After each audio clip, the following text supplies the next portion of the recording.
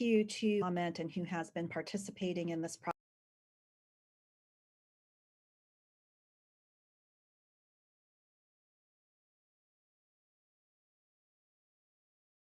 Not just this year, but really for many years.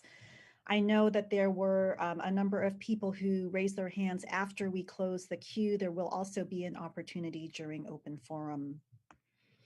So before we start our discussion, I just want to note that this is a really important discussion as well as decision today for the council. It's also not our final decision on this complex development project. We are going to start this discussion first with a staff presentation on the terms. And I want to note that much background in history was already covered in the council study session, which we had prior to this with our Community and Economic Development Committee chaired by Councilmember Kolb. After the staff presentation, we will have a presentation of amendments to the resolution from Vice Mayor Kaplan, which I have also been collaborating on. And then third, we will hear from the A's. And we do have with us today Dave Covell from the A's. As a point of information, we also have with us the Port Executive Director, Danny Wan, if there are specific questions that we want to address to the Port of Oakland, given how this project is structured. So after those three presentations, we will open it up for council discussion. And given that this project is in District 3, Councilmember Fife, I will invite you to speak first if you choose to do so. And we will be running the clock when we get to the council presentation at 2 minutes so that everyone will have an opportunity to discuss and we can have a robust and full conversation. So first, let us hear from our staff. Then we'll go to Vice Mayor Kaplan and then to Mr. Cavell. All right. Good morning, Council President and members of the council. I'm Betsy Lake, Assistant City. I'm sorry, through the chair, Ms. Lake, before you begin, can I read the item into record? Oh, my apologies. That's okay.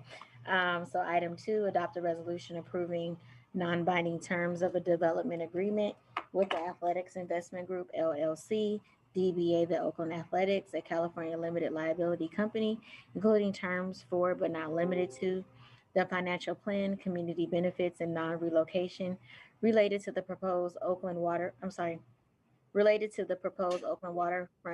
Ballpark District project to be developed on the property known as the Howard Terminal at the Port of Oakland. Thank you. All right. I guess I was pretty excited to get going. Yes.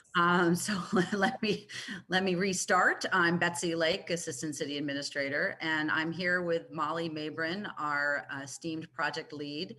We also have our consultant team, Leo Ma from Century Urban, Bob Gamble from PFM, and others here today to present the term sheet and answer questions. The Waterfront Ballpark District project at Howard Terminal represents what we've said and believe that it really represents a once-in-a-generation opportunity to transform and enhance part of the city's downtown while providing significant benefits to our communities, the city, and the region, all while keeping the A's rooted in Oakland. As you know, we're here because the A's have asked for a vote on a non-binding term sheet today. We received the financial plan from the A's on April 23rd, 2021. And as Council President noted, we discussed it at some length at the Community and Economic Development CED committee meeting on July 7th, 2021. And there we obtained some very clear and helpful feedback from the council members and the public. In particular, council members were clear and unambiguous at the CED meeting that they support the 1 on-site infrastructure financing district, not 2.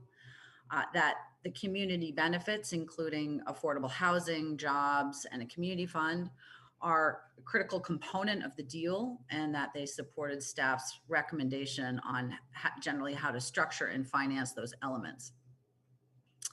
Subsequent to that CED meeting, we have been involved in further productive negotiation with the A's, as some of the commenters surmised. And the staff's term sheet provided in your packet is intended to reflect those negotiations.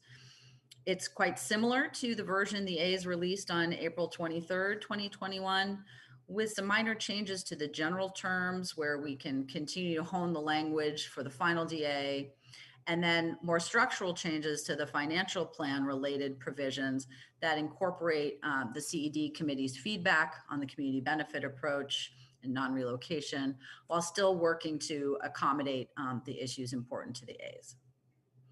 Since the staff's term sheet was published this past Friday, the A's have identified the responsibility for offsite infrastructure, which is currently estimated to cost $352 million, as their critical issue. We understand council members have a recommendation, which they'll read into the record following our presentation, that will clarify that the A's will not have responsibility for these costs.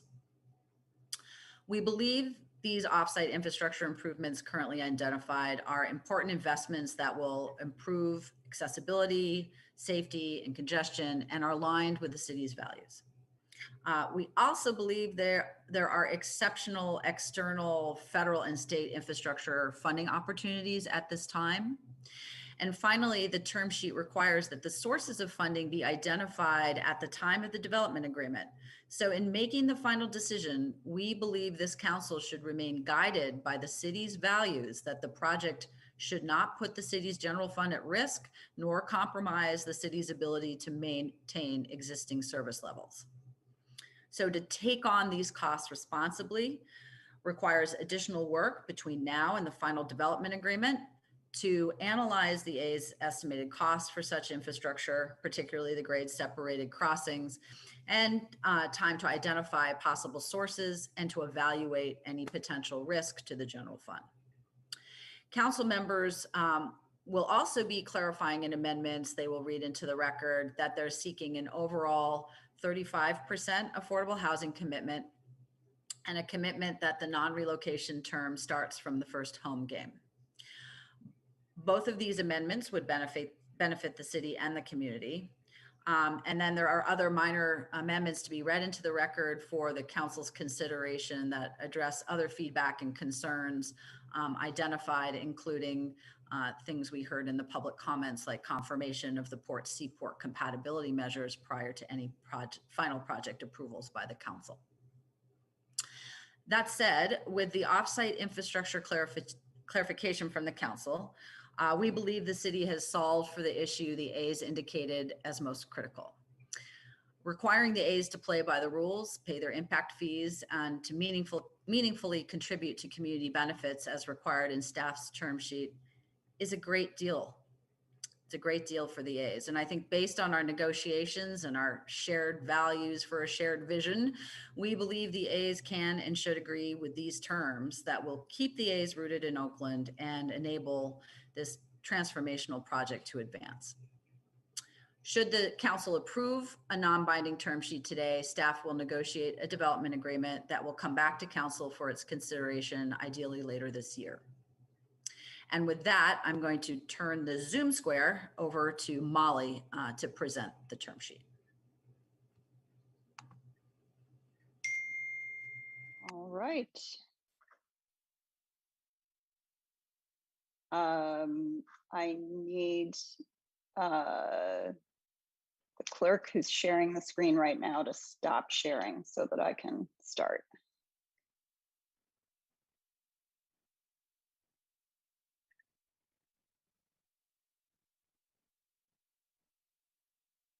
Perfect, thank you. Okay.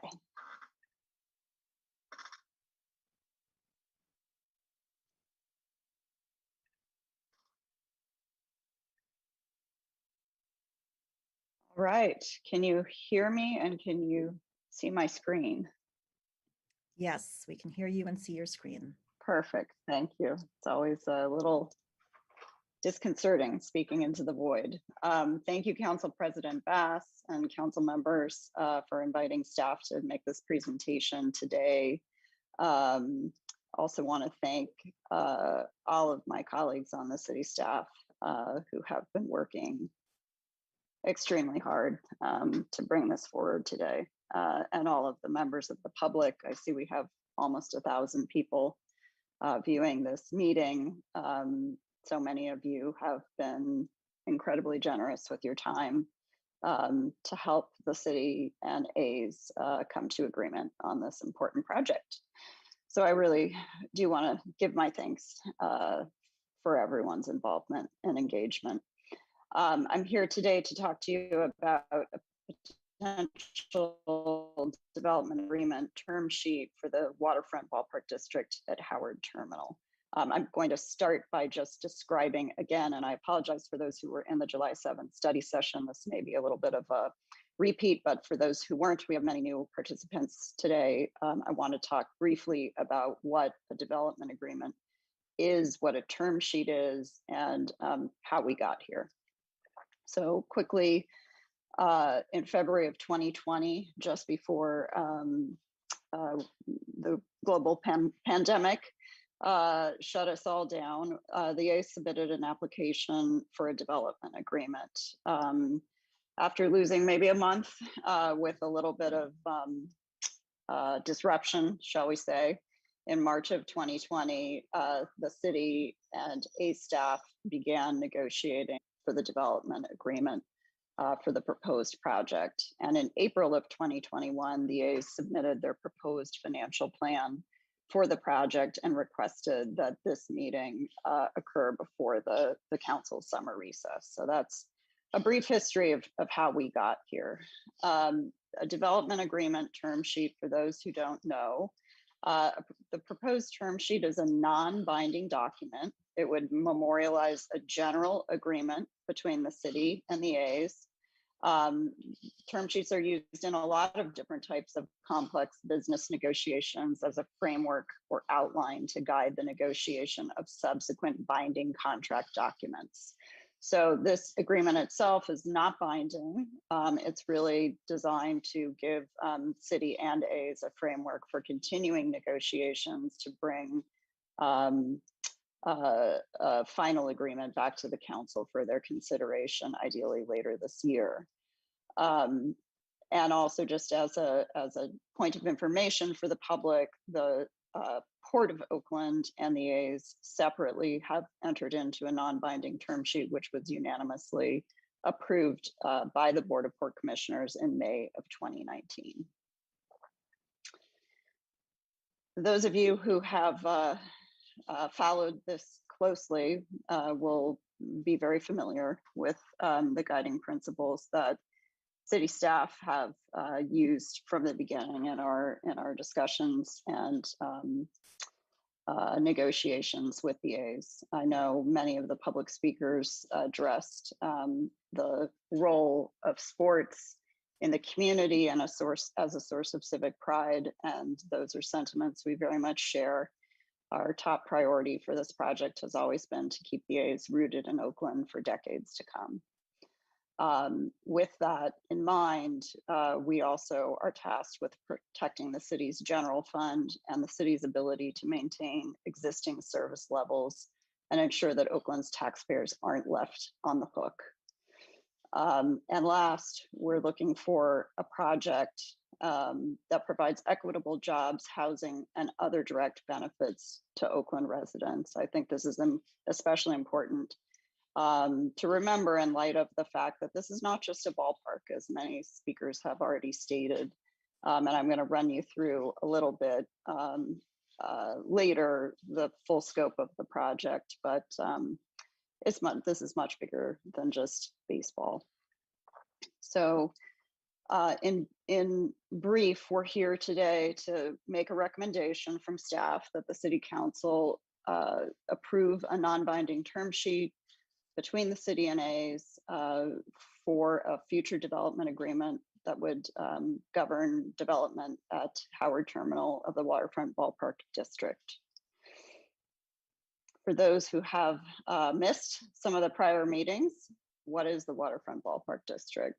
So the project site itself is located just east just west of the existing end of Jack London Square. So here you see Water Street, the existing San Francisco Oakland ferry terminal, and this portion of the site, which is colored in green, is Howard Terminal. It is located directly east of Schnitzer Steel. The Port of Oakland is located further to the west on the other side of Schnitzer Steel and just off the screen. North here are the existing railroad tracks in the Embarcadero West right-of-way. The site consists of about 55 acres, of which 50 are owned by the Port of Oakland and about 5 are owned by Vistra Energy, which owns the Peaker Power Plant, or Oakland Power Plant as it's variously known, and the existing tank up here at the northeast corner of the site. The proposed development from the A's would include a 35,000 fan capacity Major League ballpark, 3,000 residential units, 1.5 million square feet of commercial office space, 270,000 square feet of ground floor retail, a 3,500 seat performing arts center, and 18.3 acres of new public parks.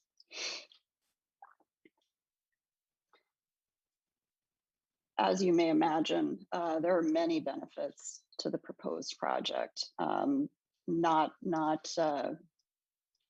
limited to the first one listed here, which is retention of the city's last remaining professional sports franchise.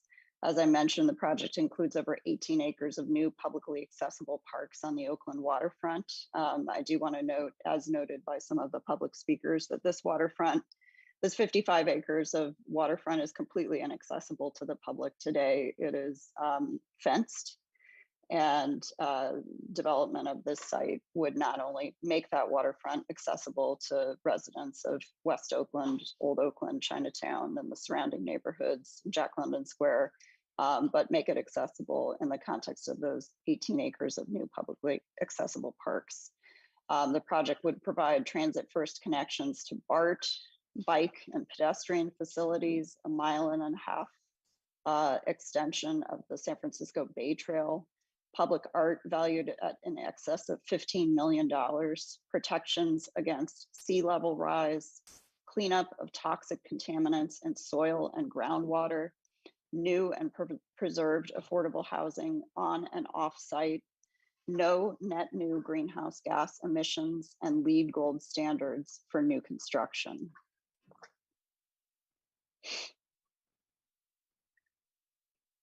Key terms of the proposed term sheet include, and first I want to start in general with talking about why we do development agreements. So development agreements typically occur on projects that are large scale and that are built out over the course of many years. And they are an agreement between a city and a developer about how to regulate that development over that long period of time. Development agreements provide certain advantages for developers and certain advantages for the cities where the development will occur. So in this case, what are the A's asking for, and what are they hoping to get out of entering into a development agreement with the city? The first is related to infrastructure financing. The infrastructure financing district, which is proposed in the staff's term sheet, is a single enhanced infrastructure financing district over the Howard Terminal site itself. Again, that site is here. It's about 55 acres.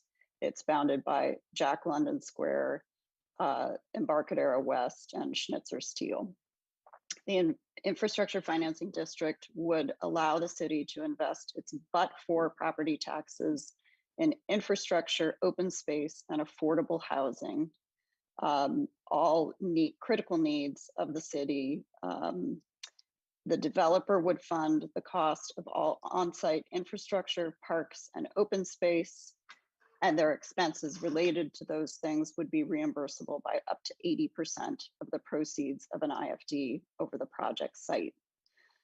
The infrastructure financing district would also be designed to attract similar investment from Alameda County and participation with their property tax increment in that infrastructure financing district.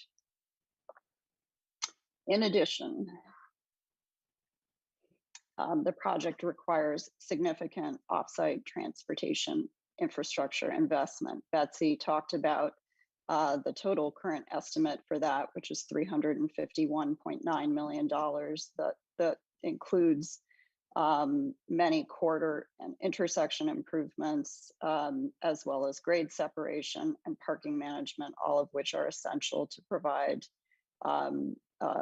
for safe travel for not only ballpark patrons, but future residents and workers on the Howard Terminal site across the existing railroad tracks, and make connections via sustainable modes of travel, including bikes and peds, to our existing BART stations, 3 of which exist within about a mile of the site, as well as really manage parking to ensure that our residents and surrounding neighborhoods are not impacted, and that our downtown and Jack London and Old Oakland and West Oakland and Chinatown businesses still maintain access to parking for their customers, even on game days. This infrastructure investment would catalyze long needed infrastructure and transportation improvements that will allow people to move safely to and around the waterfront district. Many of the infrastructure improvements that are contemplated here are things that city staff and community stakeholders have long identified as deficient or needed improvements. The city and developer would work actively together to pursue local, regional, state, federal, and other funds to pay for these costs. Many of you probably are aware that we are in a historically exceptional environment in terms of the availability of state and federal funds for infrastructure investment. And I think staff feels quite optimistic about the prospects of being able to fund most, if not all, of these costs using additional monies from those sources. And council members will read their amendment into the record after the staff presentation, but it is our understanding that the developer will have no responsibility for these offsite costs. Finally, in terms of the developer's benefits, so to speak, from entering into a development agreement, one of the main things that a developer hopes to get and does get out of a development agreement is something we call vested rights. And what that really means is that the developer gains the ability to develop the project as it's set forth in the development agreement and the initial project approvals and the laws that exist at the time that the development agreement is passed. And for a project like this that might be built out over the course of, 1 or 2 or 3 decades, the city can't change those laws in ways that limit the developer's ability to build out the project as it's planned and approved. And there are certain limits to that.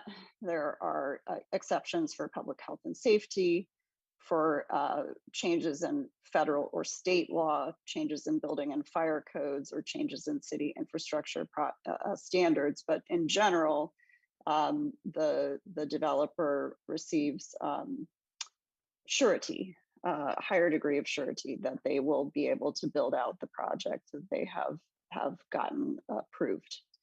Now, what does the city get out of a development agreement?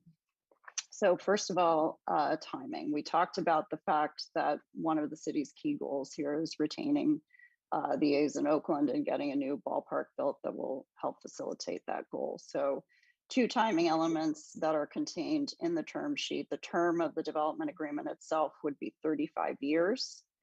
And there is a requirement that the ballpark commence construction no later than 2025, or 4 years after any litigation that may ensue after project approvals is resolved, but with an absolute outside date of May 13th, 2028. There are also force majeure extensions that could extend that date. However, those are limited to 4 years in the aggregate. the non-relocation agreement. Those who participated in the July 7th meeting will recall that this was a topic of some discussion and debate.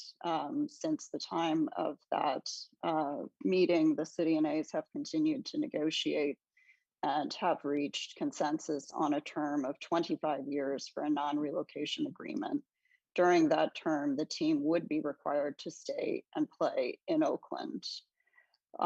Throughout that term, as well as for the term of any outstanding public debt, if the team were to relocate, they would be obligated to cover the city's outstanding debt service. So for those who have followed our history of sports deals in Oakland, I saw, and I apologize that I can't credit it because I don't remember who said it, but I saw someone on Twitter say this is the Warriors and not the Raiders. So for those in the audience who may be able to relate to what that means, I would agree that that's an accurate assessment. So 25-year commitment to stay and play in Oakland. And beyond that, or even during that term, if the team were to relocate, the city would be made whole and not be left paying debt service on any public debt that had been issued in order to facilitate this development. Mr. Jacobs talked about the port's turning basin. The term sheet does in fact address it. You can see a diagram of it here.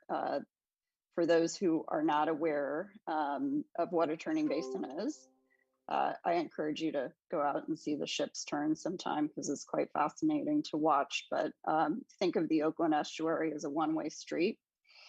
So boats, ships cannot come in and go out, come in one end and go out the other. They actually have to come in, turn around and go out the same way they came. And many of you may be aware ships are getting bigger. And so one of the maritime stakeholder concerns is that the existing turning basin, which is located at the southwest corner of the site, may not be big enough. The port in their exclusive negotiating term sheet agreement with the A's provided for, they reserved the right to recapture certain portions of the site if it's determined that the turning basin needs to be expanded.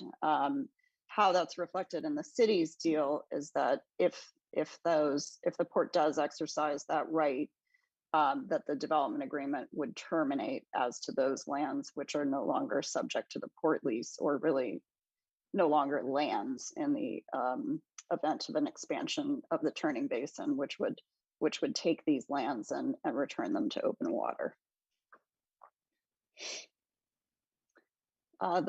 The city's term sheet also addresses a phasing plan for various elements of the project. One of the key terms of the city's proposed term sheet, which is also a key term of the port's term sheet, is that the ballpark must be included in the first phase of development.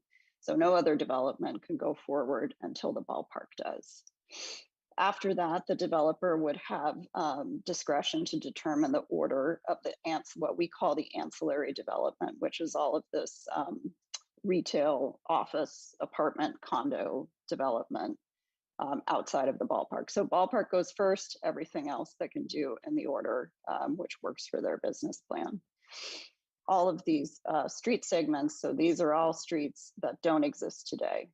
So all of these street segments on site, which would serve the project, including their associated sidewalks and landscaping, utilities, et cetera, would be constructed with the associated development parcels in a logical manner. So basically, when you build a building, you need to build the surrounding streets to access that building. Of the public parks, Athletics Way, which surrounds the ballpark and provides access to Water Street and Jack London District, MLK Plaza up here, which is a point of access primarily for pedestrians and cyclists who are arriving via MLK, the rooftop park, and what we call Waterfront Park A, which is down here at the southeast corner of the site, as well as a Bay Trail connection looping back up to Market Street, would all need to be completed with the ballpark. Stomper Plaza, which is this little guy right here, would need to be completed with Block 5. Waterfront Park C, which wraps around Block 7, the hotel parcel, would need to be completed with that parcel. And then for Parks D, E, and F, the triggers would be determined in the development agreement itself and set forth there. For affordable housing, Betsy noted in her presentation that this is a change from the staff report term sheet that was published on Friday. We understand council would like to target 35% affordable using on-site and off-site strategies. On-site, the developer would provide affordable housing units equal to at least 15% of all new on-site units. That would be equivalent to 400 or equal to 450 units if the full 3,000 unit entitlement is built out.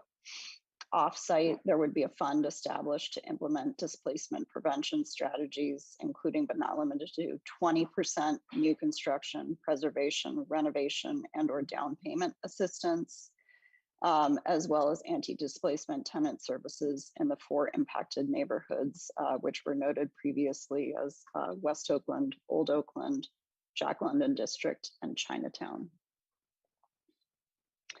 In terms of jobs, all construction-related jobs for the project would be subject to the Port's Maritime Aviation Project Labor Agreement. That means that this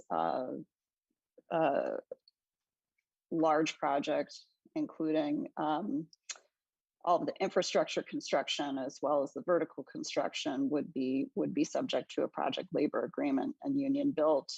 The MAPLA includes monthly contributions of 30 cents per craft hour worked to the Port's Social Justice Trust Fund. We're currently estimating that that would generate about $10 million for that trust fund, which would be available for various workforce development initiatives. And I'll talk more about that in the context of the community fund. The Port also has indicated that their approach to operations jobs generally is set forth in their 2017 jobs policy for the Centerpoint Oakland Global Logistics Project would be used to form the basis for a port operations jobs policy for the proposed project. So what this means essentially is that the Port's jobs policies would apply to this project and would supersede or supplant those of the city. In addition to affordable housing and jobs, the project would bring significant, or staff has proposed that it makes significant contributions to additional community benefits through a 66-year community fund comprised of funding from the city, county, port, and A's, including the $10 million that we just talked about, from the Port Social Justice Trust Fund. That would come over the first 10 to 15 years, which is essentially the construction period of the project. And those funds would be dedicated to workforce development. Both the city and the A's have proposed a 20% set aside from the on-site IFD. Those funds would be used for off-site affordable housing and anti-displacement measures and would flow in over the first 15 to 20 years. In addition, city staff has proposed a 0.75% condominium transfer fee. This would run for the full 66-year term of the agreement. Most of these funds come in the later years, and would total $340 million over the term. Finally, payments in lieu of transportation impact fees under existing city code, the developer would be required to pay transportation impact fees. In this case, we are proposing that those fees, rather than come to the city of Oakland, be deposited into the community fund as an additional source of early funding for community benefits associated with the project. Those would flow in over the first 10 years. I'm sorry, my 9-year-old just locked herself out in the backyard, so I will be right back, working from home.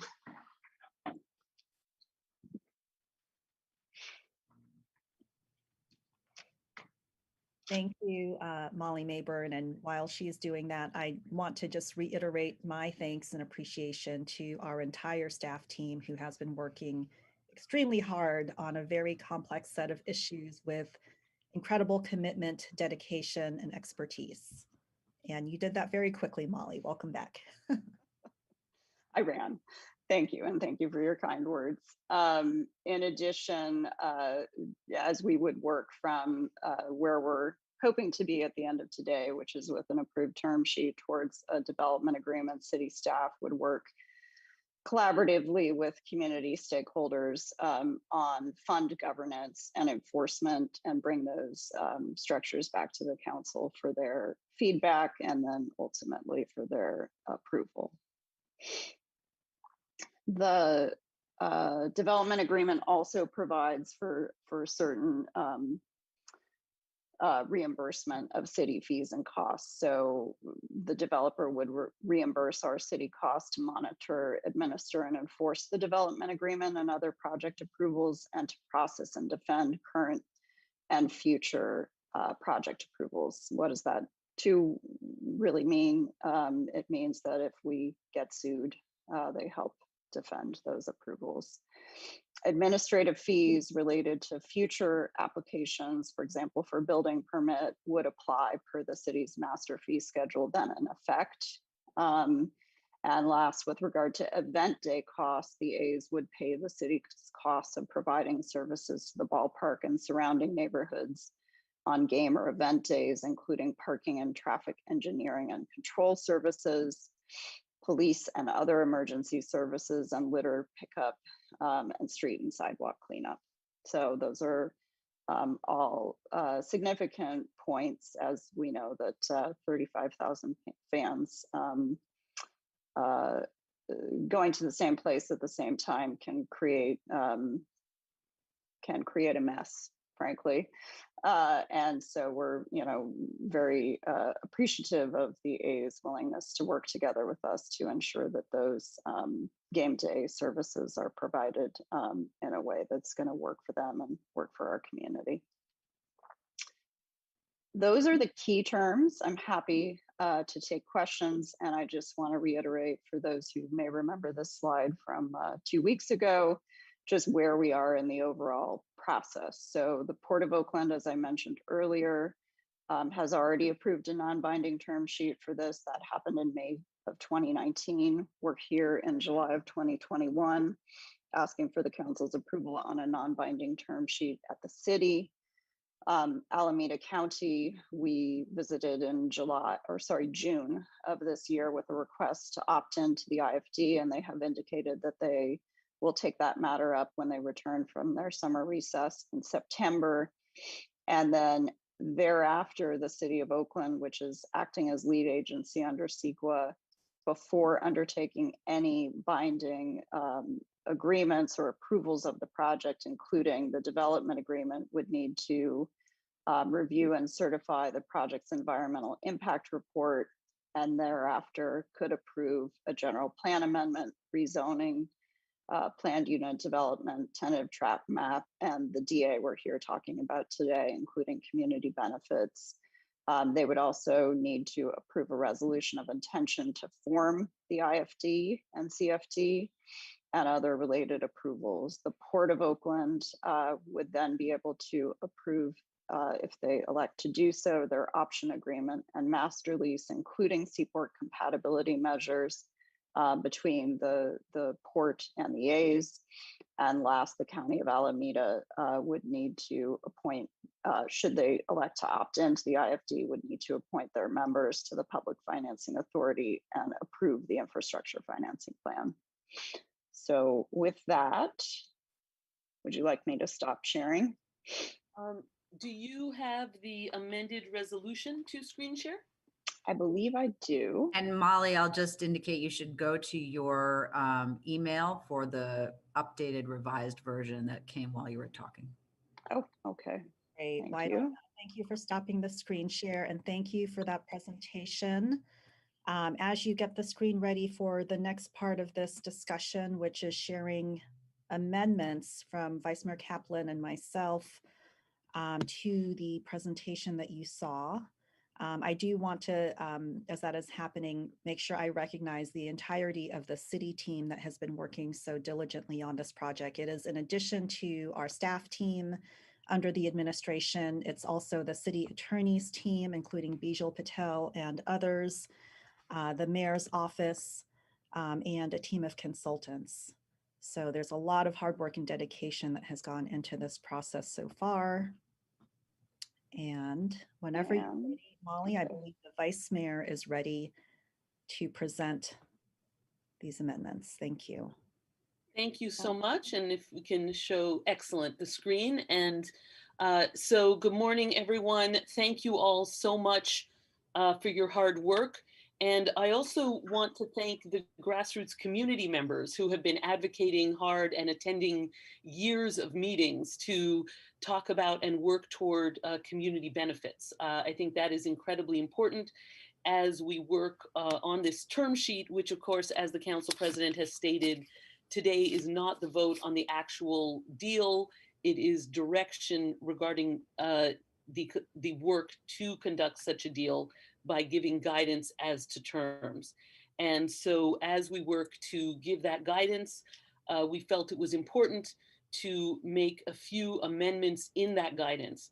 And that includes the direction that the affordable housing proportion would be 35%.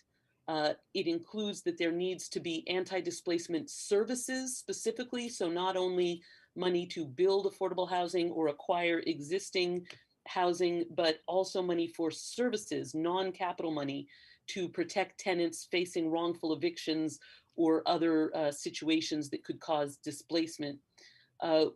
In addition, as some have noted, the leadership of the A's have stated both directly as well as publicly that their largest concern substantially with the previous version was the concern about who would pay for the off-site transportation infrastructure. And so we worked hard, many of us, to resolve that issue and to come up with a better strategy for the off-site transportation infrastructure that includes the pursuit of federal, state, regional, and countywide funds, and includes coordination with other transportation projects and resources.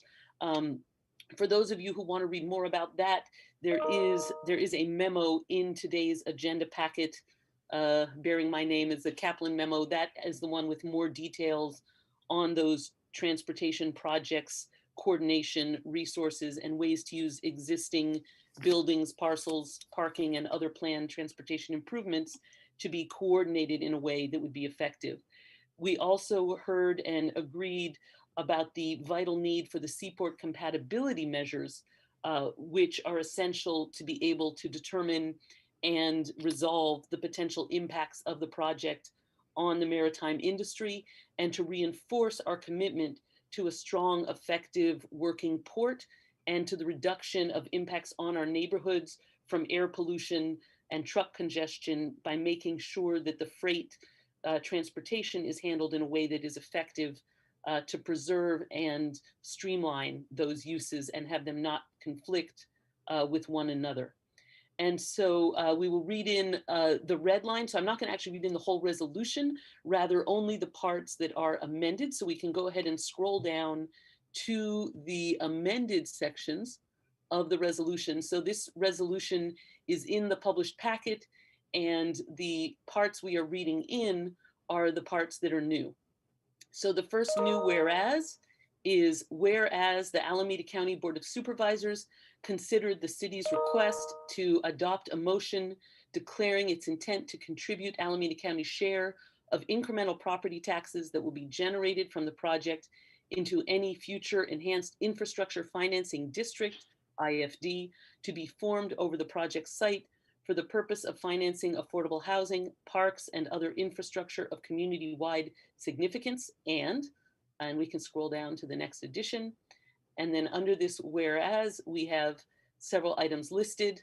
Item A, support for a single IFD over the property, including the pursuit of participation from both the city and Alameda County. B, request to continue to pursue a range of outside additional funding resources, including regional, state, and federal transportation infrastructure funding, including seeking Alameda County's participation in the on-site IFD. C, request for additional information regarding the port's jobs policies. D, confirmation that tenant protection measures could be supported through the proposed community fund. E, confirmation of the port's seaport compatibility measures prior to any final project approvals by council.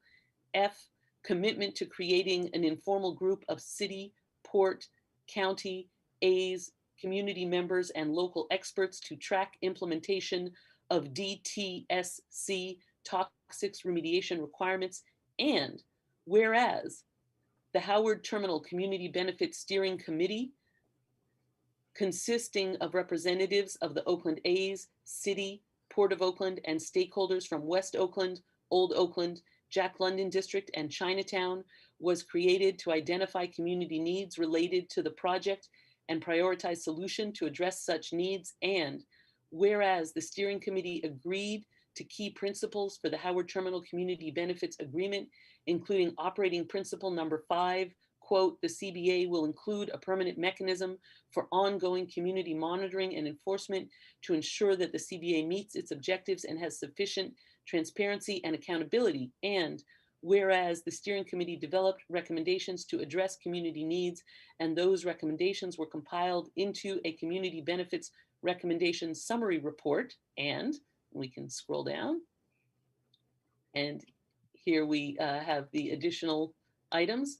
A, identifying and minimizing the potential safety, economic, and environmental impacts of traffic and parking congestion on Chinatown's people, businesses, and cultural institutions, which shall include, but is not limited to, defining an effective role for Chinatown representatives in implementing the project's transportation management plan. B, securing additional under freeway parking and prioritizing the use of Chinatown parking garages for cultural events when they occur at the same time as ballpark events.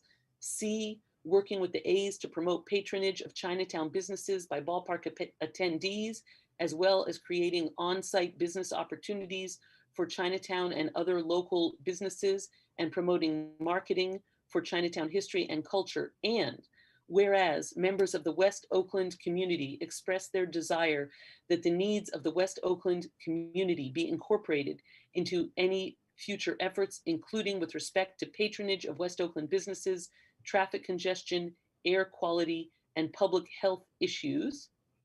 And we can scroll down.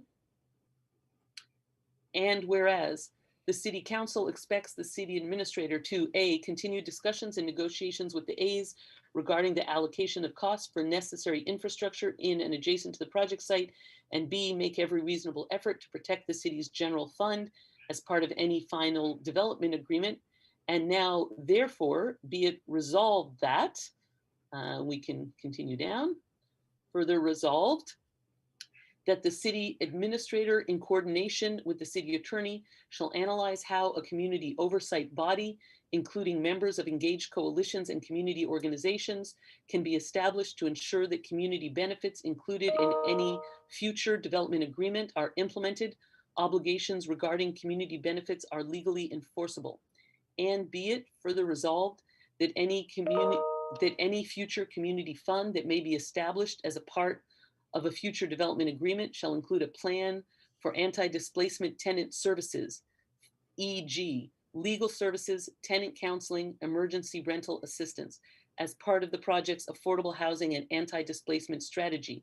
And be it further resolved that the council directs the city administrator to A, pursue with support from the A's the project-related items, including the use of federal, state, regional, and other funding sources for the project's off-site transportation infrastructure described in the memorandum published in the packet for this agenda item titled Howard Terminal Transportation Solutions, and B, advise the council of the details and outcomes of such efforts no later than when returning with a proposed development agreement for the council's consideration.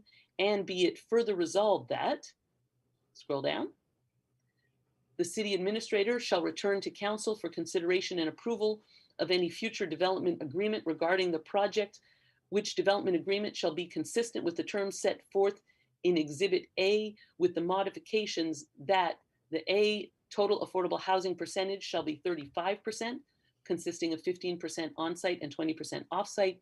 B, the A's shall not be responsible for the off-site transportation infrastructure. And C, the term of the non-relocation period shall begin on the date on which the A's play the first home game in the new ballpark.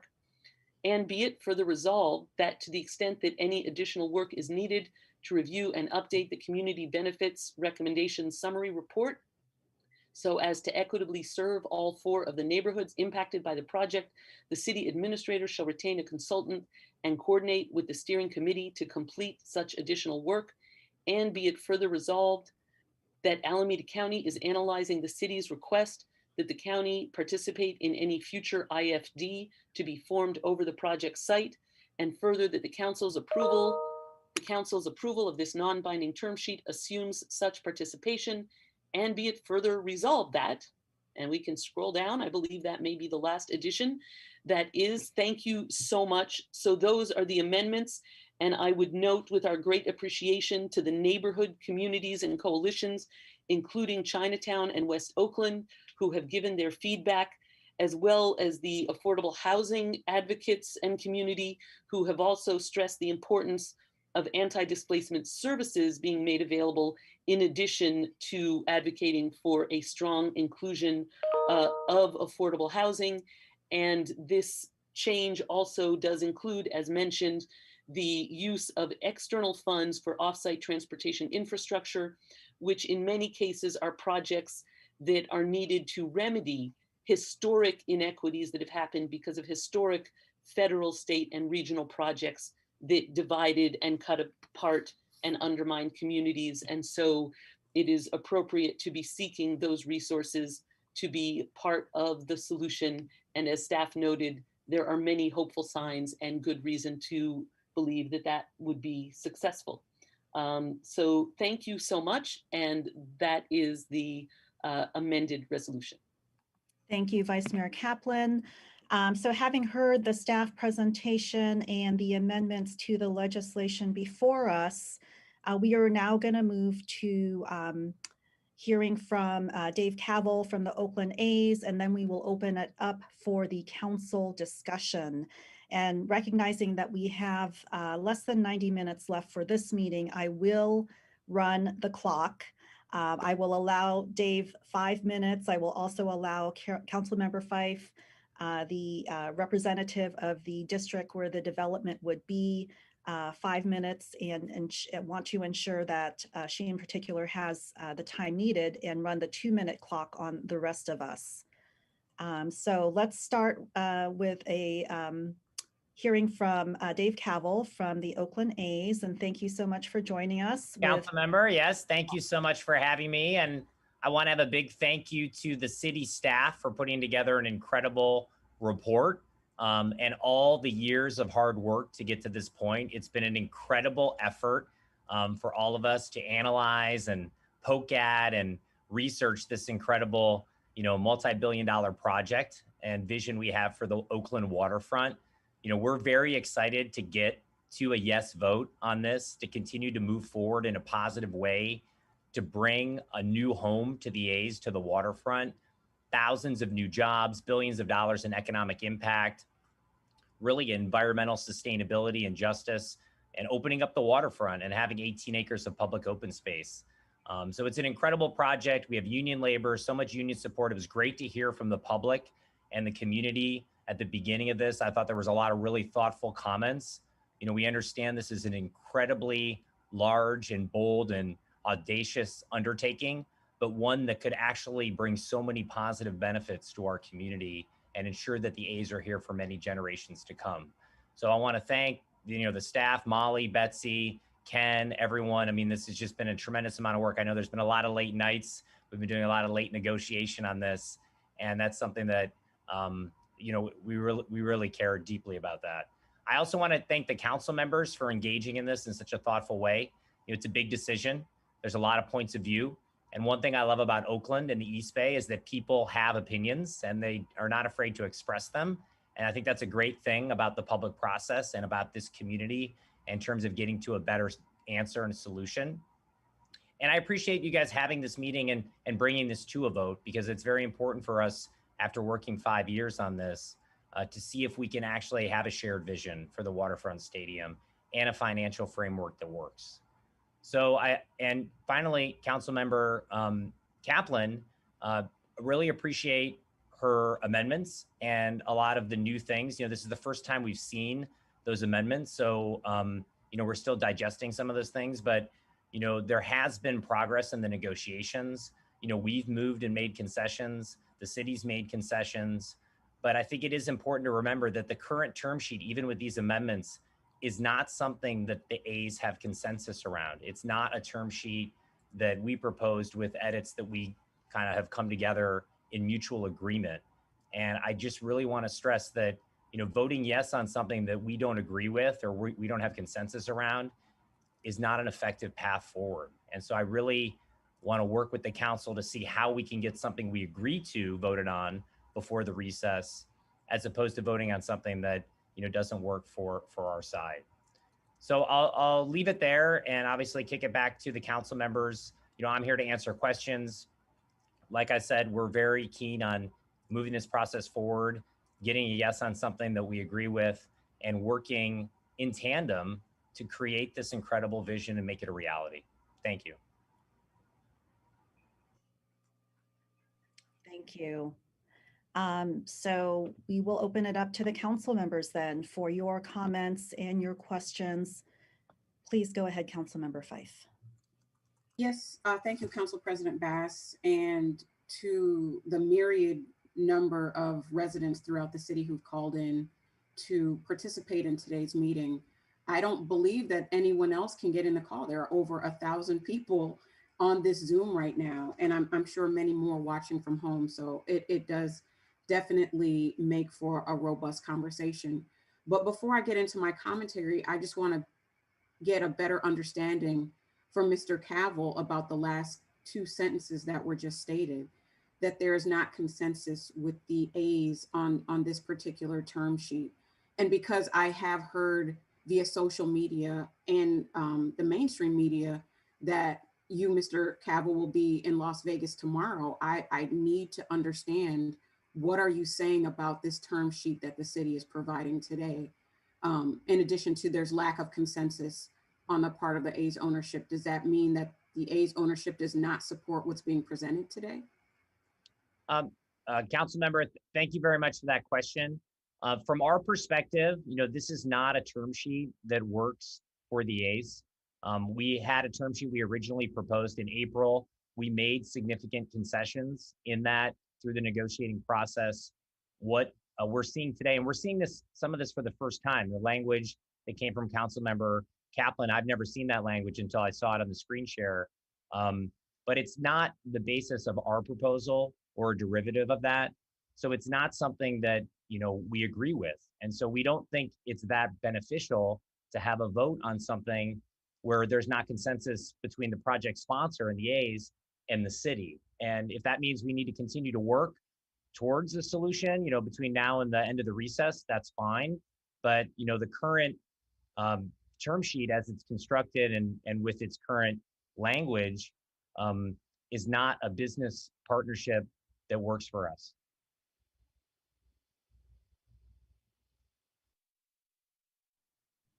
You're muted. Yeah, I see that. Thank you.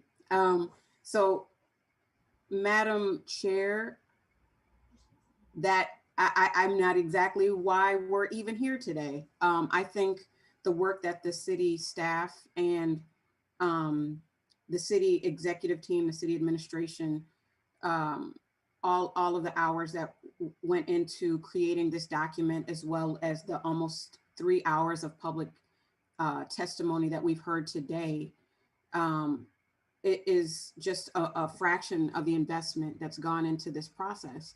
And even with this amazing product that's been put forward, it still doesn't address some of the deepest concerns of the constituents in my district. So if the A's are not happy with what was produced today and are still talking about leaving after the city has bent over backwards and provided, some of their best work in the interest of Oakland residents, and, come up with all of these concessions, even about how these wealthy owners don't have to pay for offsite infrastructure. I don't know where we go from here after doing somersaults, after receiving insults, after being disrespected, after all of the things Oakland A's fans and Oakland residents have gone through over this last little while. I don't know where we go from here if they're still telling us that they are not rooted in Oakland, that they are not willing to accept what the city staff has put together. If we have to work over the next 2 weeks to come up with it's not a negotiation. It's really do what we say or we will leave. That is not rooted. That is not respectful. So once again, I don't even see the necessity of my comments if that's the space that we're in. So I will relinquish the floor to my colleagues to hear what they have to say, but I feel like this conversation is moot. Thank you for your perspective, Councilmember Fife. So let me share that this is the council's opportunity through our democratic process, through our public process, to have a discussion about the term sheet, this project, and how we as a council want to move forward, recognizing what we have just heard from the A's, which is disappointing because I think that a lot of progress was made up until yesterday, or whatever the last conversation was between our mayor, our staff, and the A's. A lot of progress has been made. I do think it's important for us to have this discussion as a council, to share where we each are regarding the staff proposal, regarding the amendments that the vice mayor and I have put forward, and to have this opportunity with the A's to share what we think is the best deal for Oakland. So I'll just try to briefly share my perspective as the representative for Chinatown, which is one of the impacted communities, and then we'll move through the queue with Councilmember Gallo, Councilmember Kaplan, and then Kalb. So, I do want to appreciate all the work that has happened, all of the public comments. I am committed to a responsible, beneficial deal for Oakland that keeps the A's rooted and that shows that this partnership will really work for Oakland, for our community.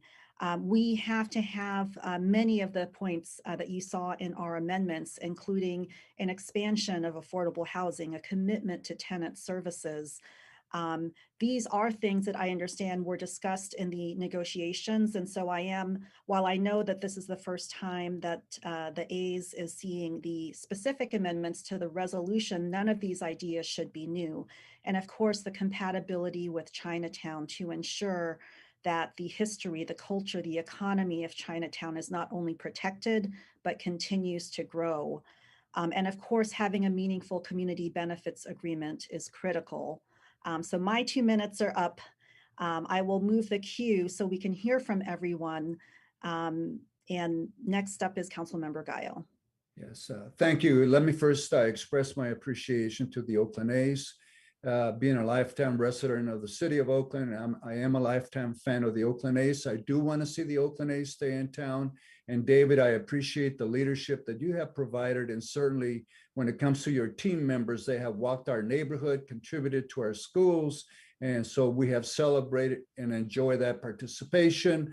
I'll be very clear and to the point since I have 2 minutes. I strongly believe, based on all the documentation from 2019 in terms of evaluations on safety, evaluations on the impact to the port, I strongly believe that the A's have the best location, and that's the Coliseum site, not only to reactivate the job growth opportunities in East Oakland, and based on the growth that the Port of Oakland is contributing to the rest of Oakland and West Oakland, I am a strong supporter of the A's being at the Coliseum. And David, I think that, not only you own half of the Coliseum at this point, but at the same time, you also have all the necessity transportation safety measures in place, so I don't have to take the new federal and state money that Rebecca's proposing. I need to improve East Oakland and West Oakland. I need to deal with the neighborhood directly so I can improve the safety of my residents and my children and families. And in saying that, David, I think that the other thing that's available to you, you have over at Harbor Bay, you have the old Raider training facility where Oakland owns half of it and the county owns the other half. Here it is, an attractive site that could be the Oakland A's office. It could be the Oakland A's invitation to teams coming in, because the airport is 5 minutes away from you. And so there are many opportunities, but I will support. I think we're done with all the terms. Well, I do support going and staying at the Coliseum, because you have all the structures, the land, the money, and certainly the commitment of the city of Oakland to move and rebuild a new stadium, rebuild East Oakland, and that's where I'm going to stay firm, to stay at the Coliseum. Thank you, David, for the work that you do. Thank you. Thank you, Councilmember Gallo. Before we move through the queue, I think that you raise an important point regarding the Coliseum, and many public speakers raise this point too.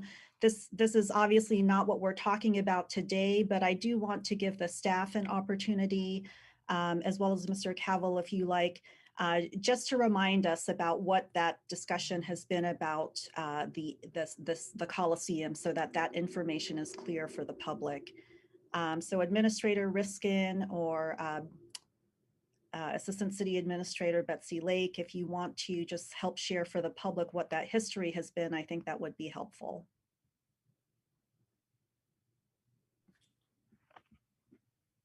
But Madam President, I'm just stating where my vote is going to be. I'm not debating the issue. And at the same time, we're looking for a waterfront ballpark, but in Las Vegas, there ain't no waterfront.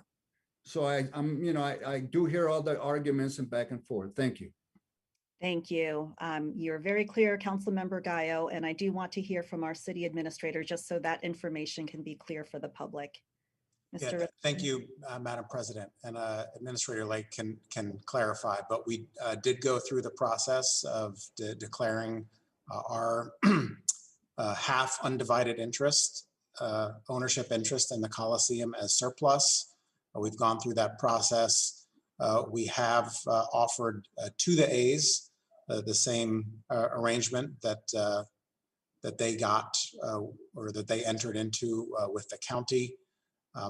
But our understanding is that the A's are very much focused on prioritizing the development at Howard Terminal, and there has been no forward progress in terms of advancing a sale or lease or any other arrangement with the A's at the Coliseum property. So the city has been open to that with direction from the City Council, but that has not advanced, and our focus with the A's has been on Howard Terminal.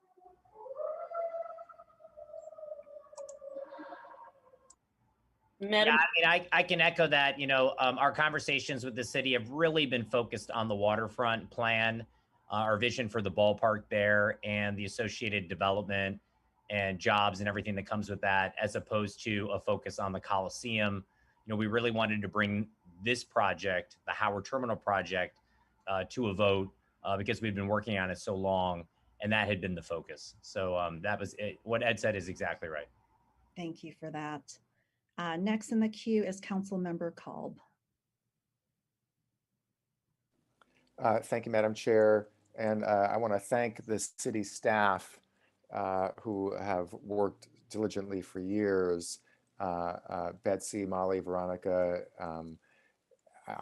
the mayor's office, who I don't know all the people who've worked on it, but those are the main ones, who've worked on this for years now, a few years, and most intently on the past several months.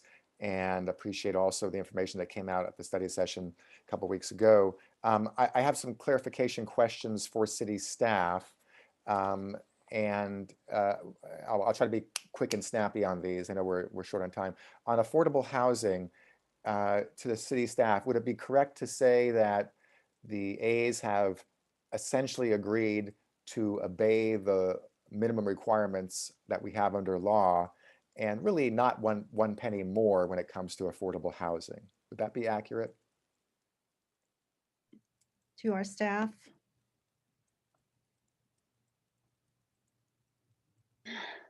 I want to answer the question accurately. So we've had a lot of negotiations. And I don't want to put words in Dave's mouth about Sure. what the A's have or have not agreed to. But I think that the staff proposal that's, put forward right now provides for the council's consideration, provides certainly for higher levels of affordability on and off site than would be provided under our code. But to the extent that there is affordable housing that's being provided beyond what would be required by code, the costs of that would be fronted by the A's, but reimbursable by the IFD. Okay, so in terms of who's paying for the affordable housing over time, ultimately, the A's obviously are going to have to pay what's required by our code, but they're not. That does not appear that they're agreeing to pay anything more than that. That's my understanding. I just wanted to confirm that publicly. On infrastructure,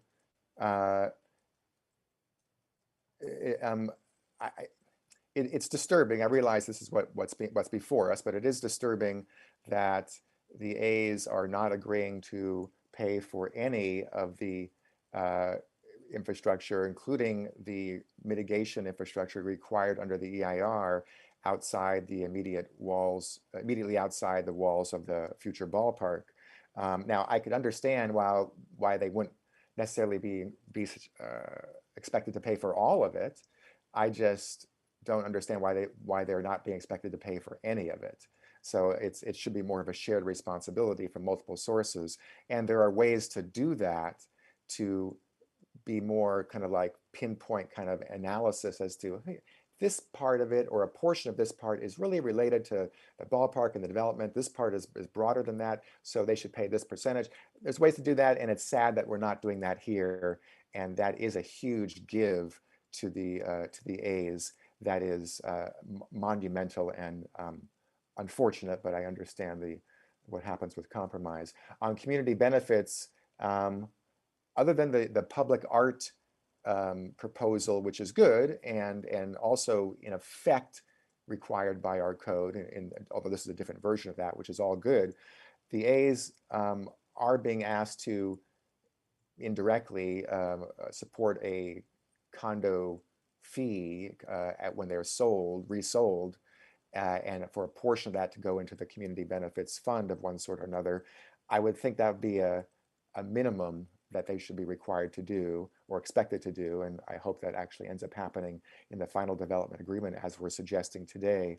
I think we should reiterate the reality here that if the county says no, then this is not going to happen, and no one should think otherwise.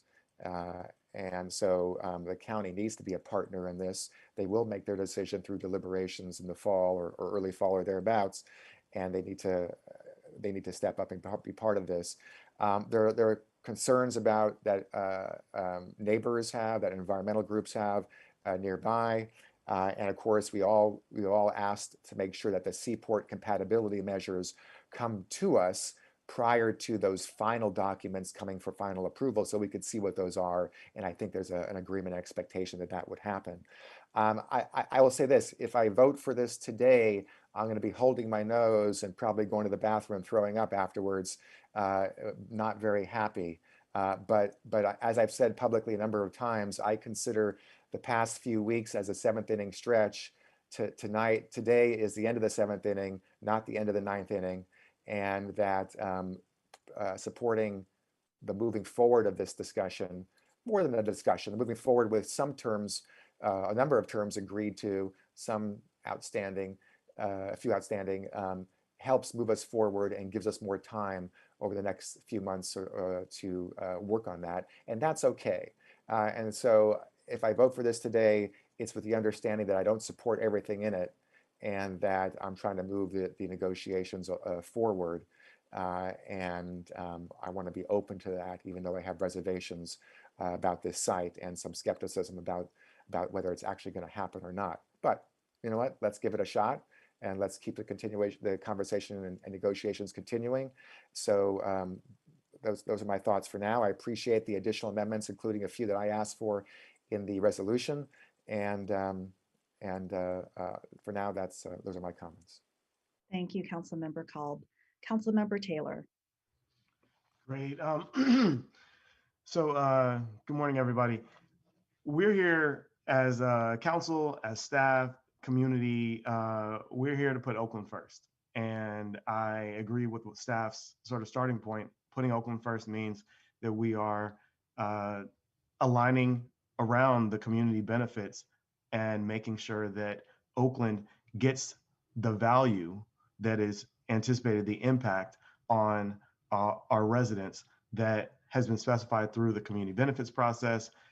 It's also critical that we not put the general fund at risk.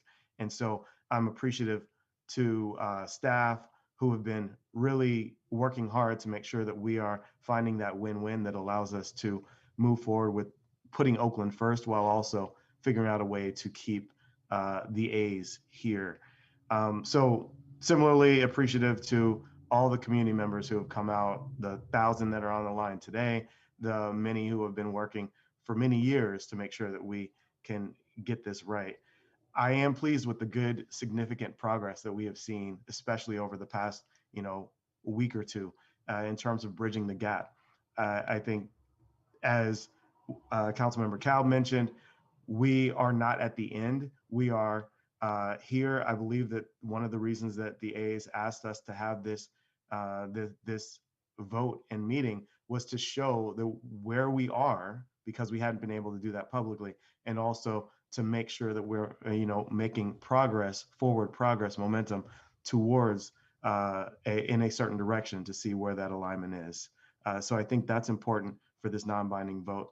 I do take issue with how the A's have shown up through this process. The bullying tactics, the sleight of hand, the tweets from Vegas meant to taunt and sort of provoke. If we were voting on the A's and sort of how they behaved in that piece, it would certainly be a no vote.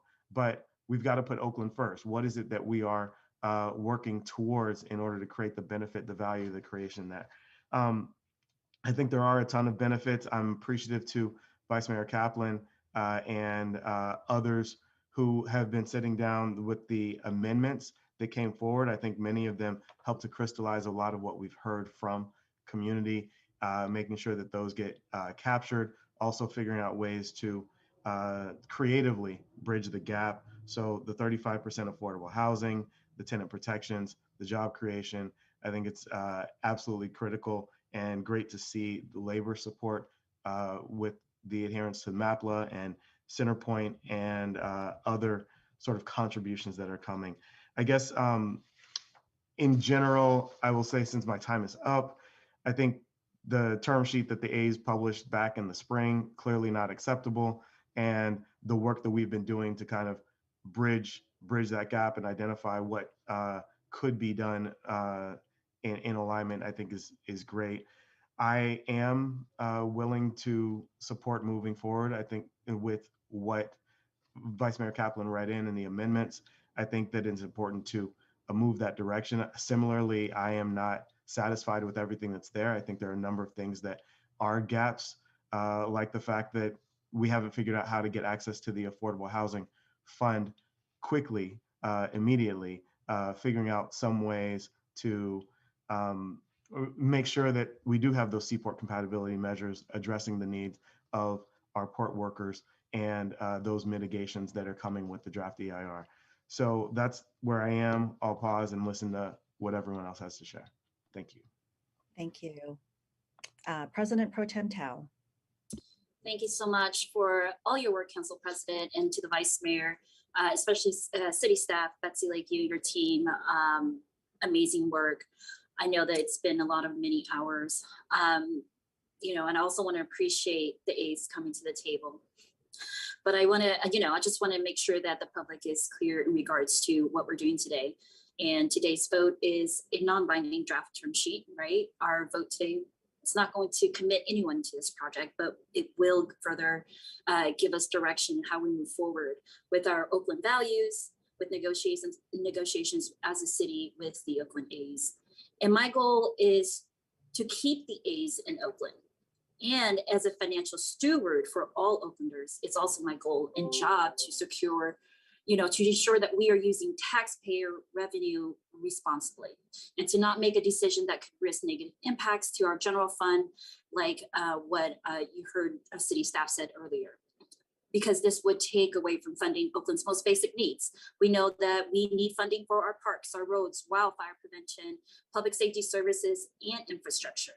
We saw a great example that just over this weekend, a fire station in my district had to close down due to maintenance issues hours before a red flag warning.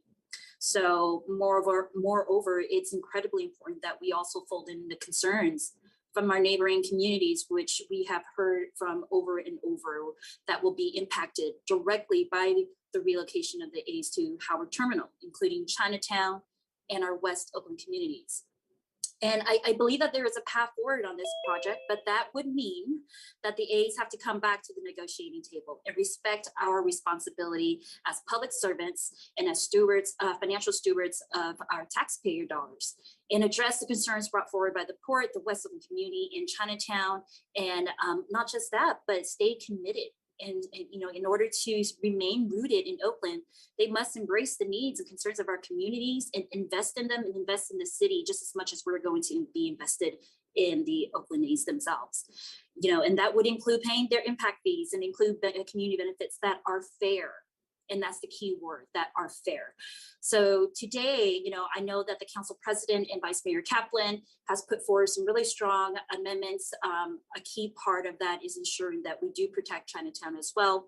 And so today, if that is the motion I don't know who will be making the motion, but if that's the motion to accept staff's recommendation with the amendments by Council President Bass and Vice Mayor Kaplan, then I would be supporting that, but I want to be very clear that this is just the beginning of the conversation, of ongoing negotiations and conversation. And I really hope that the A's will put the best foot forward and stay rooted in Oakland. We really want you to stay rooted in Oakland, but you've got to want to stay rooted in Oakland yourself too. And I hope that that's the case.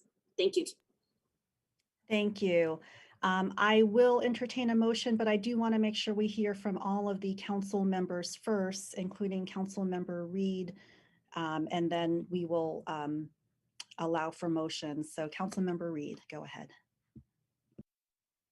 Thank you. And thank you all for the birthday messages and love. I feel it. I appreciate it. Thank you, Molly, Betsy, and team for just how you've been leading us through this process, and for the community for how you've been staying engaged with us, how you're working to hold us all accountable. I will say for our staff, you've answered many of our questions in briefings and public forums through these meetings, and we know that there's still a lot of work as we progress in negotiating and hoping to do so transparently as this forum will allow us.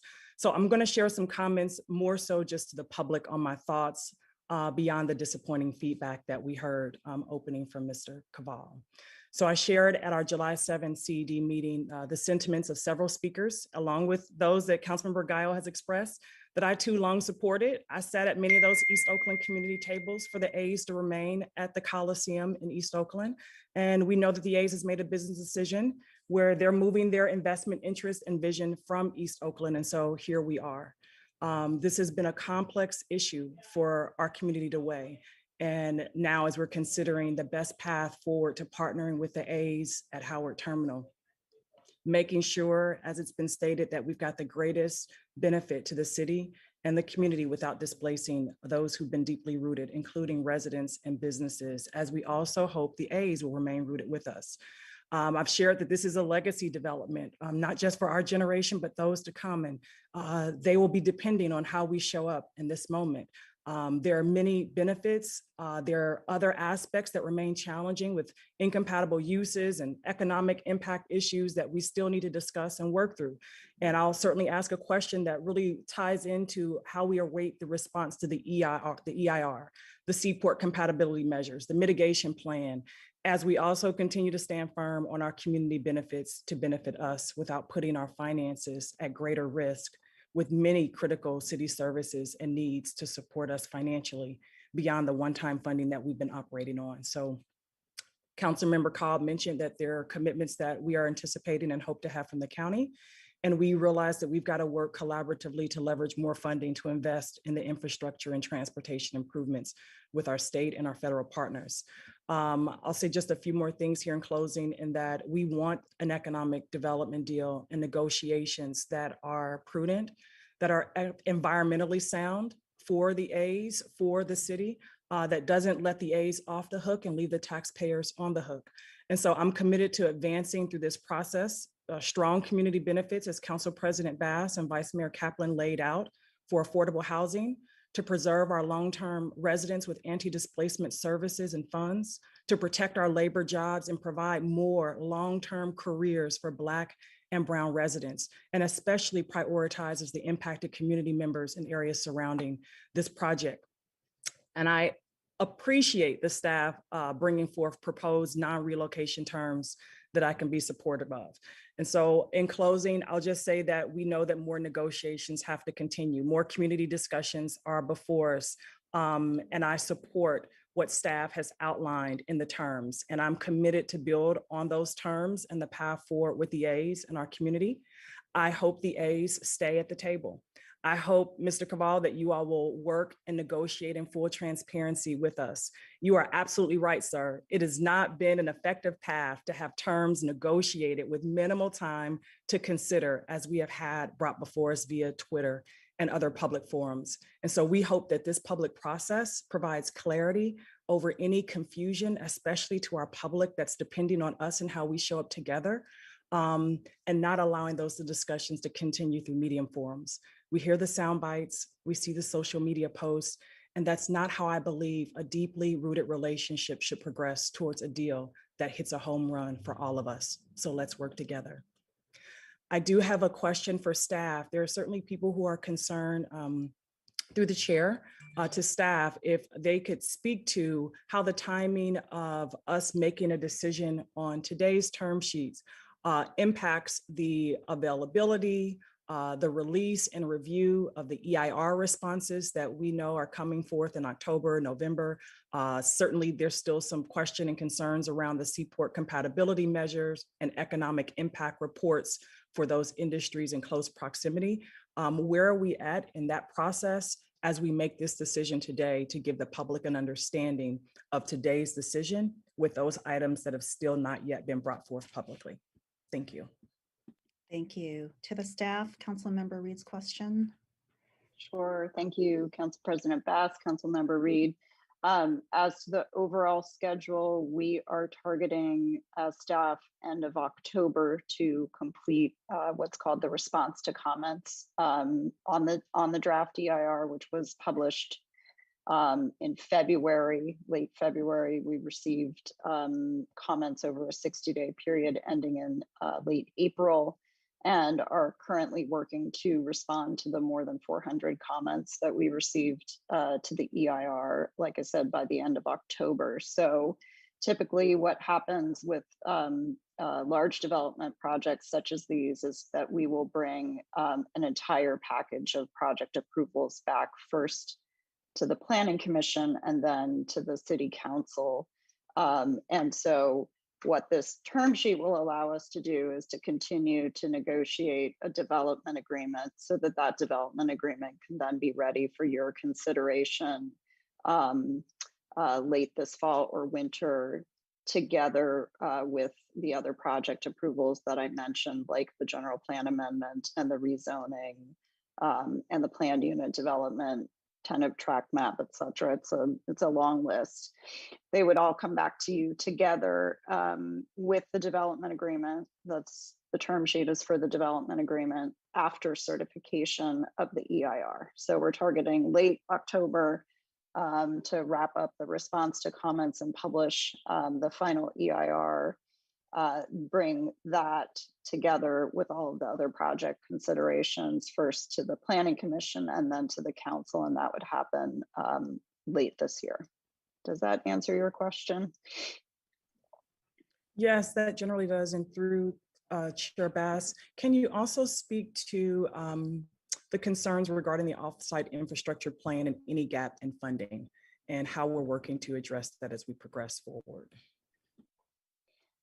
Yeah, I think as both Betsy and I mentioned, we actually, look, I mean, obviously it's an ambitious thing. We have a lot of infrastructure to fund. We have a lot of infrastructure needs, not just for this project, but for the build out of our downtown specific plan, our West Oakland specific plan, to maintain adequate access or really improved access to our seaport to protect our freight lines. It's a heavy lift. But we feel optimistic about our ability to do so, working together with our regional partners at ACTC and MTC, as well as the state and federal governments, to identify the appropriate funding sources. And we will come back to council and give you an update on those efforts whenever you'd like us to. Thank you so much. I'm complete. Thank you. And thank you, council colleagues, for your comments, your questions, and sharing where you are in this process. I wanted to just briefly share a little bit more explicitly about where I am. So I really want a win-win here for Oakland. And that means keeping the A's rooted here, but also making sure that we, as the amazing town that we are, get the benefits and the respect that we deserve. And so I want to share that I am supportive of the proposed amendments to the resolution, which I was a part of drafting together with the vice mayor and in collaboration with those who were negotiating. This has to be a good deal for our taxpayers. That is crystal clear. I will not allow our taxpayers to be on the hook. And I do agree with the staff presentation that there are tremendous infrastructure opportunities that we can work on together. Secondly, this has to be a deal that allows our port to continue to thrive and to grow. As you heard from public comments, we have a world-class port as well, and we need to make sure that our port and those jobs are protected. And then thirdly, this deal has to really benefit the most impacted communities, those 4 communities who live around the proposed ballpark, the West Oakland community certainly, and also the Chinatown community that I represent. I know that many Chinatown communities have been decimated by development. And prior to me becoming a council member, there were a number of housing developments that were approved that are really impacting Chinatown, pushing people out, pricing people out, really causing challenges with our business community, our resident community. And so this is an opportunity to make sure that we preserve Chinatown, our living Chinatown, and that is something that I will fight for. Secondly, I want to say to the A's, this is a good deal. We have been negotiating in good faith. We have come to the table, made concessions. This is a good deal. Oakland is an amazing place to be rooted, and we want to make sure that we get a good deal from this project. And we believe that I believe that by passing this term sheet, which again is a roadmap for continued negotiations, that we can get there. So with that, I will entertain a motion to move us forward. President Pro Tem Tao. Thank you, Council President. I know that, in hopes of moving this conversation forward and in hopes for keeping the A's rooted here in Oakland and with a fair deal, and I want to underscore a fair deal for not only the A's, but for the city, especially our taxpayers as well. And so because of that, I would make that motion. My motion is to accept staff's recommendation with the amendments of Council President Bass and Vice Mayor Kaplan's amendments that were presented on the screen. Thank you, and I am happy to second that motion. So we now have a motion and second on the floor. I'll take a final round of comments from my colleagues. I will take first Council Member Fife and then Council Members Cald and Gayo. Thank you, Madam Chair. And through the chair, maybe to Betsy or Molly, I guess to respond to one of the earlier questions made by Mr. Cavill, is this first iteration or that some of the iterative process that was outlined in these amendments, why is there a surprise? Well, maybe this is not through the chair to Molly or Betsy, but maybe directly to Mr. Cavill. You said that it's the first time you're seeing some of these amendments. Is that correct? That is correct. The language from Council Member Kaplan, we hadn't seen until it was presented on the screen. So obviously we would need more time to understand it. And at the end of the day, you know, obviously we were hoping today could be a yes vote on the proposal that we identified in April, or a derivative of it. We made concessions like on the non-relocation. And so to vote on something that we had not really been privy to or had time to digest is just a difficult thing for us. And you know, it's hard to understand how that's a path forward. And so the reason I asked that, Madam Chair, is because I feel like we're voting on something that the A's are going to turn down. And because there are so many questions about why, I mean, from what I understood, Mr. Cavill requested this information and language and was a part of the negotiations with you all, with the city staff, not necessarily with the entire council, but definitely with the city staff for hours over the last few days. And a lot of work has gone into this, and it's still not enough. And once again, I really feel bad for the division that this has caused between neighbors, from neighbor to neighbor, from union to union. We have people speaking from labor, but I have to ask, isn't ILWU labor as well? Like, there are a lot of folks that are now at odds because the communication does need more time to bear out, and there do need to be more communications between all parties involved. And the reality is, there's not one individual organization that does not want the A's to be in Oakland. So we can stop with that fallacy of who's more patriotic when it comes to sports teams. Everybody wants the A's to be here. So that's not the narrative that we should be discussing. It is what is in the financial and best interest of the residents and the taxpayers of Oakland. That is what we should be discussing. And how do we perform the least harm to not only our maritime industry, that we are still dealing with the impacts of COVID, but also our directly impacted neighbors. So Madam Chair, that's all I have to share today. But once again, I brought it back to Mr. Cavill because I don't believe that this term sheet that the city put together is something that they're going to accept. He basically said it. So I don't understand what we're voting for. That's all. I'm complete. Thank you. So as I stated, we'll do one final round with the council members, and I will call the question after that. Let's go to first Vice Mayor Kaplan, given that I think she can answer some of those questions you raised, Council Member Fife, then I'll go back to the queue. Vice Mayor. Yes, thank you so much, colleagues. And I do think several of my colleagues have already made the point that there has been a lot of discussion that shed more heat than light in some of these discussions. And so I think we are all trying to get to something that is effective for Oakland and effective for all of the involved stakeholders. And so I wanted to make sure, colleagues, to share that we were told directly by the A's leadership, both directly as well as it was publicly stated, that by far the impediment to the project was the issue of the transportation infrastructure funding. And many of us have been working very hard on that, including the work to line up other sources. And we added the specific exact wording that was exactly word for word what was requested.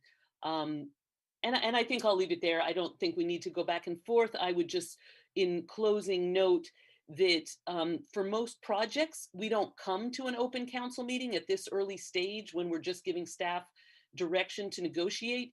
So I think there may have been some expectation from the public that since we were at a council meeting, we should have final details completely finalized like the type 1 normally does for a development agreement. And I would just note that today is not that vote, and that level of detail and specificity will be coming back at a later date as it would normally. And so we have an opportunity to give our direction, and we have moved very significantly and in very specific response to requests that were made. And this is an opportunity for the team to stay rooted in Oakland and for us to do so in a way that's effective for our community. Thank you. Thank you.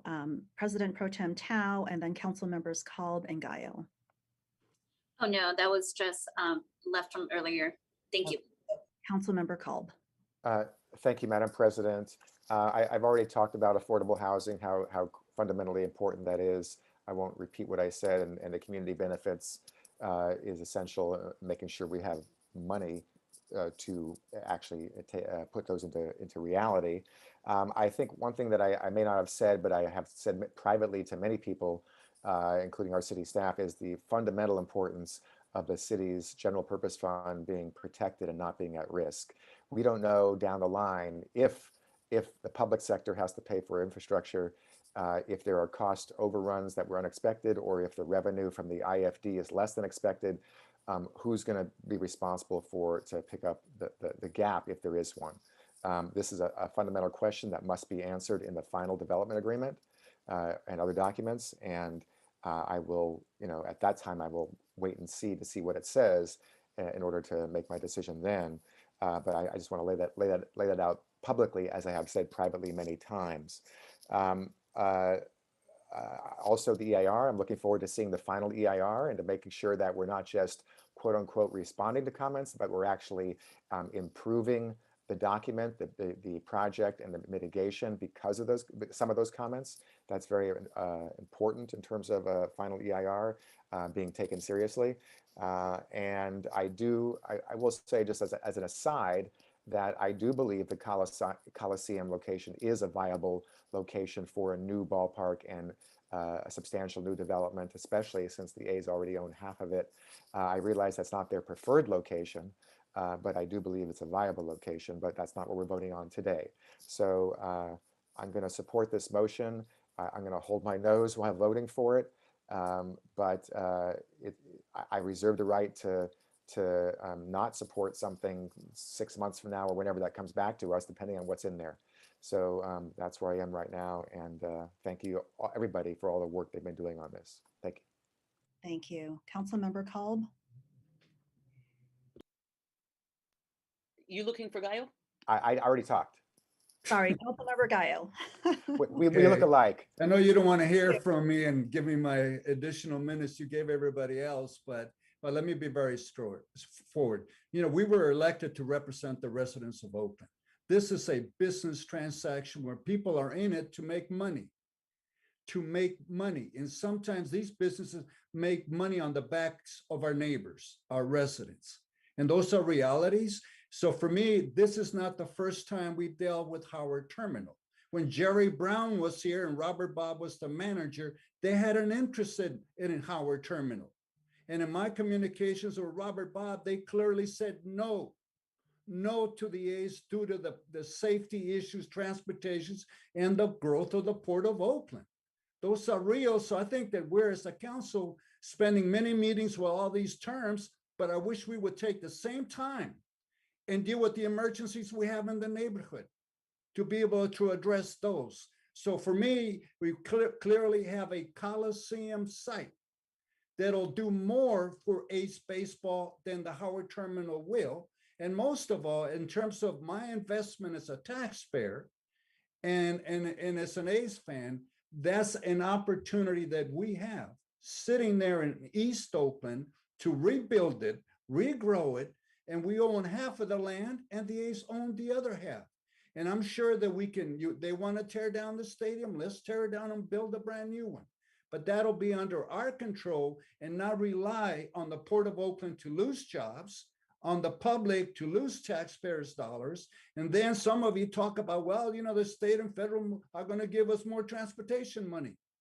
Well, then give it to us in the neighborhood of East Oakland so we can fix the streets.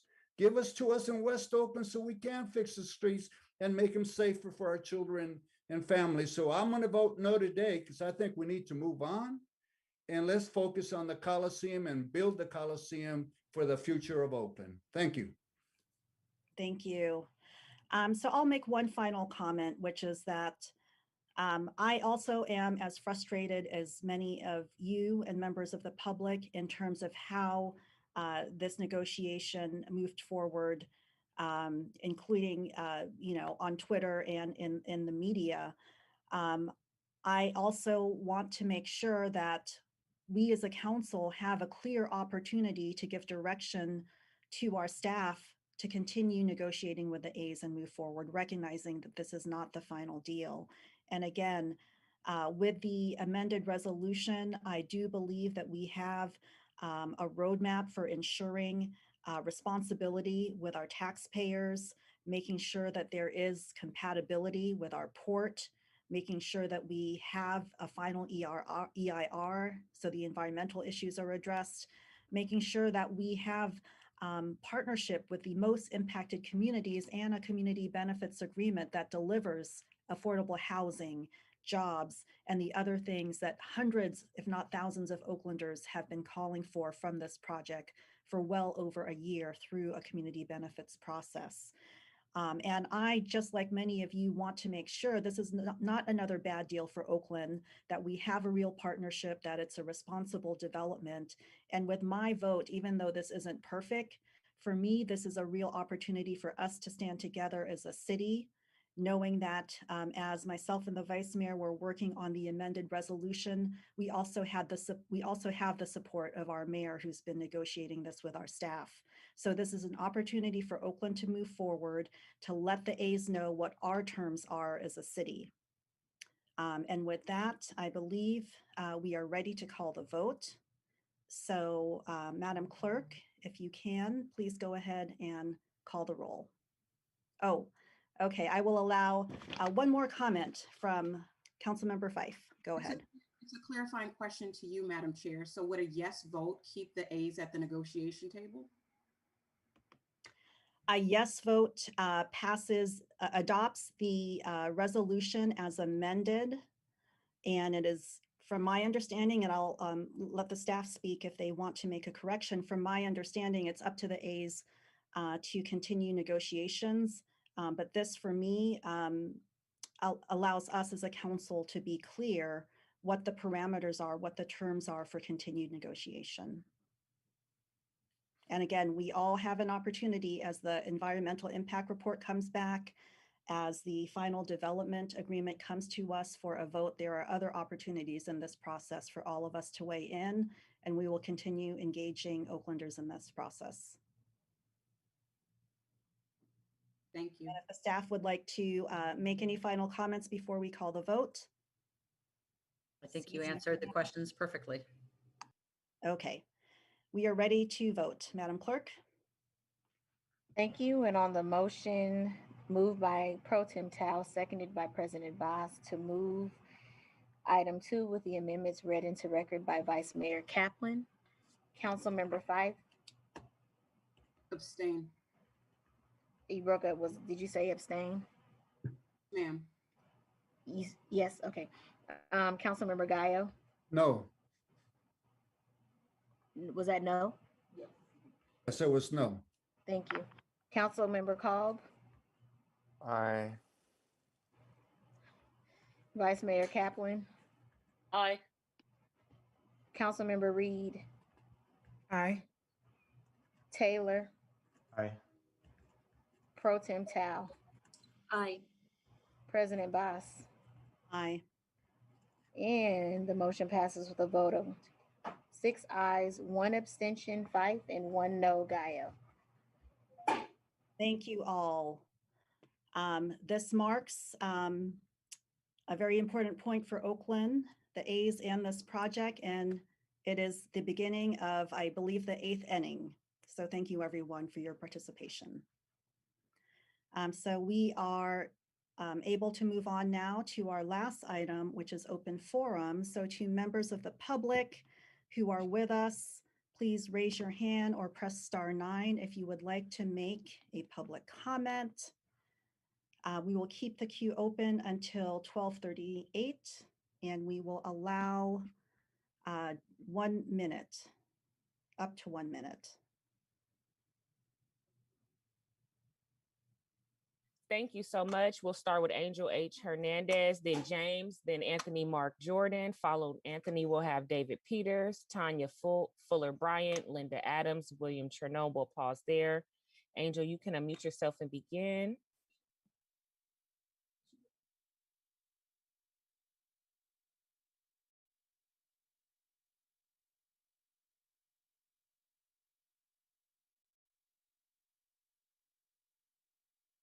Angel J. Hernandez, you can unmute yourself and begin. Hello, can you hear me? Yes. Hey, I was hoping we could all, settle an agreement and make this pass because I currently live in Stockton and I always travel to Oakland to go see the A's play. My daughter's been going with me. She's 8. My youngest son, he's 2, and I want to take him to experience more of the ball games. And then me and my wife have another baby, and the baby's due any day. And it would mean so much to me to continue to take him to all the games. You know what I mean? It's like a family tradition. My dad used to take me, and I recruited a lot of people to just to go to the games. And you know what I mean? I hope this settles. And if I had money, if I had billion or million, I would love to be a part of this and donate so everybody's sides could be happy. Thank you for your time. Thank you. The next speaker is James. Please unmute and you can begin.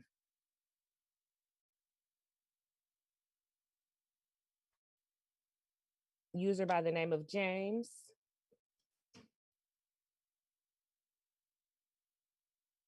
Okay, we'll move on to the next speaker. Mark Anthony Jordan is next. You have an older version of Zoom. We have to promote you as a panelist. When we promote you, please make sure you cut your video off as it will be prompted to cut on.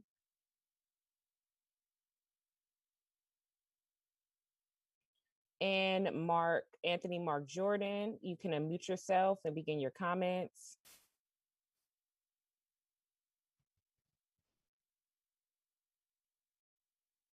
You are unmuted, but we cannot hear you.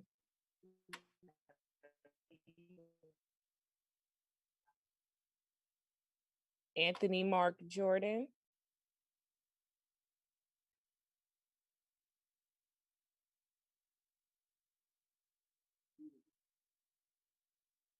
Okay, we'll give you one more opportunity and then we have to move on to the next speaker.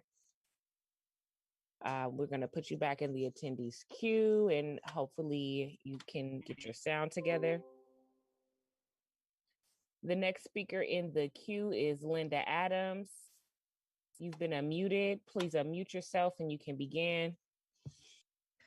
Hi, this is Linda Adams, and I am a longshore African-American woman down at the port. And I am just appalled that we even got to this point.